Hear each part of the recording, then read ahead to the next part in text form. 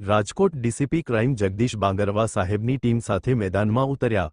Operation safe Rajkot અંતર્ગત શહેરના જુદા જુદા વિસ્તારોમાં ચેકિંગ હાથ ધરવામાં આવ્યું. અહેવાલ સંજય પોપટ. રાજકોટ શહેરમાં કાયદો અને વ્યવસ્થા બની રહે એના માટે રાત્રિના સમયે અમુક જગ્યાઓ જ્યાં લુખા અને અસામાજિક તત્વો ભેગા થાય છે તો એના વિરુદ્ધ ચેકિંગની કામગીરી અત્યારે ક્રાઇમ બ્રાન્ચ દ્વારા હાથ ધરવામાં આવી છે.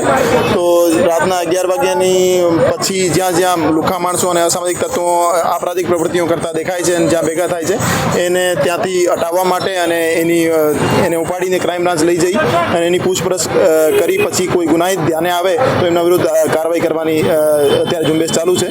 અને આ ઝુંબેશ આવનાર આખા મહિનામાં ક્રાઇમ બ્રાન્ચ દ્વારા ચાલુ રાખવામાં આવશે અને એના પછી લોકલ પોલીસ સ્ટેશન દ્વારા પણ આવી કામગીરી ચાલુ રાખવામાં આવશે. રાજકોટમાં ઢગલાબંધ ટી સ્ટોલ છે, શું કહેશો? કઈ રીતે આખું પ્લાનિંગ, કઈ રીતે આખું?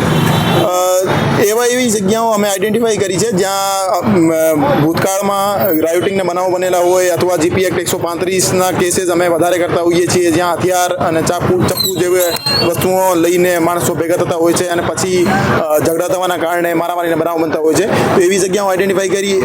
એમાં મોટાભાગના ચાની દુકાનો અથવા લારી ગલ્લા જેવી પણ જગ્યાઓ છે. તો આ જગ્યાઓ ઉપર પોલીસની સખ્ત ચેકિંગ ત્યાં અત્યારે રહેશે. ચાની સ્ટોલ આવેલી છે કે જ્યાં મોટી સંખ્યામાં લોકો હોય છે, તો ત્યાં કઈ પ્રકારની કાર્યવાહી, કોઈ કોર્ડિનેશન? જ્યાં પણ અસામાજિક તત્વો ભેગા થતા હશે અને એવા કોઈ ક્રાઇમ કમિટ થતા હશે તો ત્યાં તમામ જગ્યાઓને આઈડેન્ટિફાઈ કરી, ચિહ્નિત કરી એના વિરુદ્ધ ચેકિંગની અને જે કાયદાકીય પગલાં છે એ લેવાની કાર્યવાહી અત્યારે કરવામાં આવશે.